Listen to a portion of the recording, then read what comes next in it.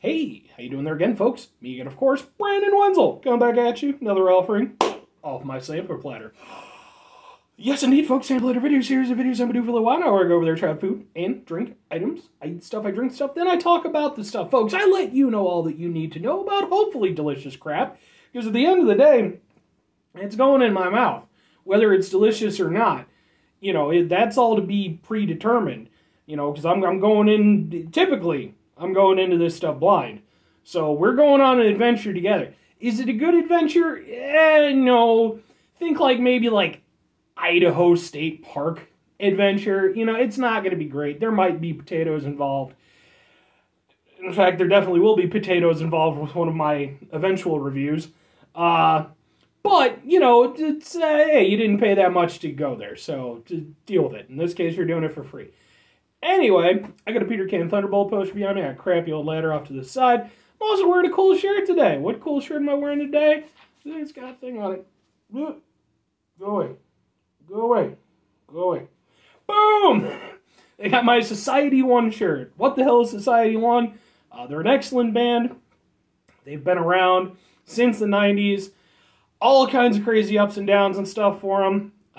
But I've been a big fan for quite a few years now. The lead singer is an excellent guy. The bassist sadly passed away not too long ago, which really sucked. He was actually a friend of mine on Facebook. But I really like their stuff. They're going to be coming out with a new album at the time I'm doing this. Soon-ish. It's kind of up in the air. But they're even going to be doing a little touring with Static X and stuff like that. I think it's pretty much just on the West Coast. So, hey, maybe go check them out if you enjoy like metal, you know, kind of like some industrial stuff, depending. Anyway, I've also got a cool bracelet on, cool bracelet. It comes courtesy of my friend China McCoy, who, he's a martial artist, stuntman, he's been in films, he does comics, like all kinds of stuff. So, and he also makes these, so if you happen to be interested, just let me know. I will go over there and put you in touch with him. And if you want, you can work out the details. Anyway, the hell am I trying for y'all today, folks? Well, I just got home from work, right? And getting home from work, typically, you know, I want a little something to snack on. Usually I'll go over there, I'll grab something from McDonald's or, you know, whatever. However, I'm broke till Friday. So I've had to start scavenging through the house, and I've got stuff that I need to review anyway. So boom, we've got Wicked Foods Spicy Smokey Dreamy Mac. Did I get that right? I did. Ha! I read that backwards. Macaroni in a dreamy smooth sauce with jalapenos, red pepper, and spring onions. Naturally flavored, 100% plant-based. It's medium on the spiciness chart that they've got. And is there anything else suitable for vegans? So, vegan friends. There you go, I guess. Dried pasta, potato starch. See, this one's got potato too. Soy, coconut. Yeah, okay. 6 grams of sugars. I don't usually do the nutrition stuff, but, you know, why not, I guess. So, yeah, it's supposed to look like that. Does it look like that? Kinda. It told me to pour in, you know, enough water to hit the fill line. I think I would have done a little bit less, personally, because it came out a little bit soupy. Now, granted, you stir it. You know, that thickens it up a little bit. But I do think a little bit less would have been optimal for my personal taste. So anyway, you can kind of see it. Oh, look at it. It's a thing. It's very steamy. And, yeah, so I'm going to do this one. I've got another one from these folks. And then I've got a potato one, too. So I figured this will just be a quick little review that I can do. Typically, like the hot pot stuff and like the ramen stuff, they don't really get a ton of views. But I'm going to keep doing them anyway, because at the end of the day, I'm going to eat them, what with me being single and typically on the poorer side of things. So, let's give it a shot, folks. Hopefully it'll be good. Blow on it a little bit. Please be good.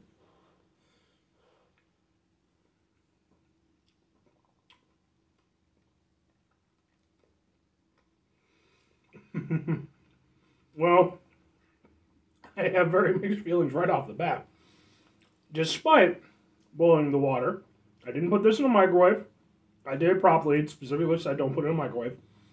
Although I've ignored the hell out of that in the past with other things. I did boil water. I did put it to the fill line. I've definitely got some pieces that aren't fully cooked through. You can hear the crunchiness. So that's a little bit unfortunate, especially since I followed the instructions the way I was supposed to. So I went over there, I mean, literally instructions. Oh, remove the lid, boiling water, fill line, stir and let stand for 5 minutes. Stir again and enjoy. I mean, the only part that's a little bit lacking is the enjoying part. Now, with the exception of the noodles being a little bit undercooked, how does it taste? Let's focus more on that with this next bite.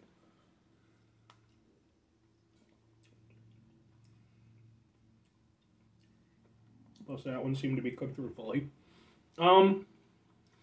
It's not bad, actually. Like I said, it's a little bit soupier than I'd like for like a mac and cheese. But it's not overly soupy. I'll give it that much. I mean, obviously adjust to whatever is going to suit you personally. But for me, I like mine to be a little bit more adhering to it. A little bit less, you know, kind of gloopy. But the taste isn't bad.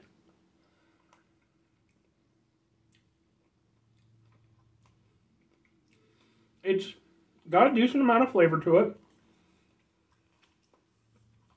Tomato in it.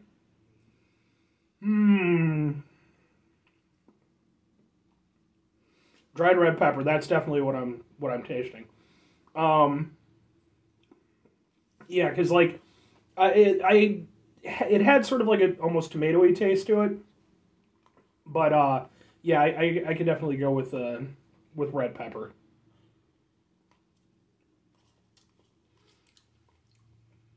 Yeah, I mean, for what it is, it's not bad.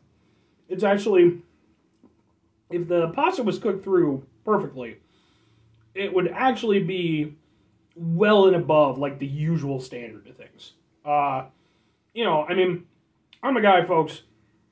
I'm going to go over there, you know, if I can go over there and pour some water into some noodles and get a cup of noodles, I'm perfectly fine with that. This, there's a little bit more to it. It's a little bit heartier. Flavor-wise, there's definitely more going on. It actually has some punchy flavor.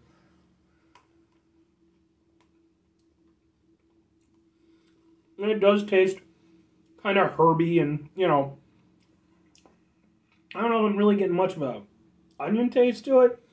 The red pepper, I would say for me, is probably the most prominent taste in the sauce. Because remember, it's medium on the spiciness. It's got jalapenos. It does have a little bit of a kick, but not to any significant extent. Like, if you're somebody who you really don't like spice, I could see you potentially having an issue with it. If you're anybody above that threshold, I think you'd be perfectly fine, because it's not spicy. It's not spicy, it just has a little spice, is the way I would put it. And it does have a nice kick to it. It's not overbearing. It's not comically hot. There's just a little bit there to go over there and kind of, you know, coat your mouth a little bit. Almost reaches the back of your throat, but not quite. And yeah, I mean, otherwise,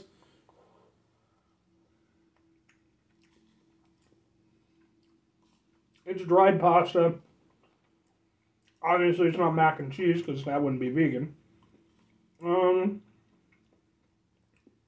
yeah, I mean, you know, the sauce is obviously the key player here, really. Like I said, it's got a decent herbiness to it. The red pepper flavor is pretty prominent. You get a little bit of a zing from the jalapenos.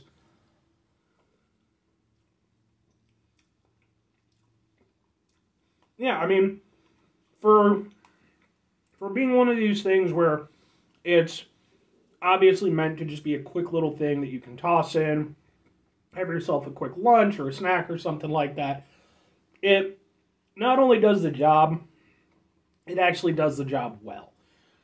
Compared to like a typical Maruchan or something like that, I would say this is a better overall eating experience, albeit you know, like I said, you know, at least with those, I don't think I've ever had an instance where I've undercooked some Maruchan. With this, you know, even following the instructions, I didn't quite manage to get it right. Is it hugely detrimental to the experience? No, because at the end of the day, I'm going in with reasonable expectations. I didn't go out and get myself a nice pasta dish at a nice restaurant. I went over there, took some boiling water, put it in this thing, and stirred it for 5 minutes. And I got what I got. And what I got is actually pretty good. So, I think I got this at like 7-Eleven maybe.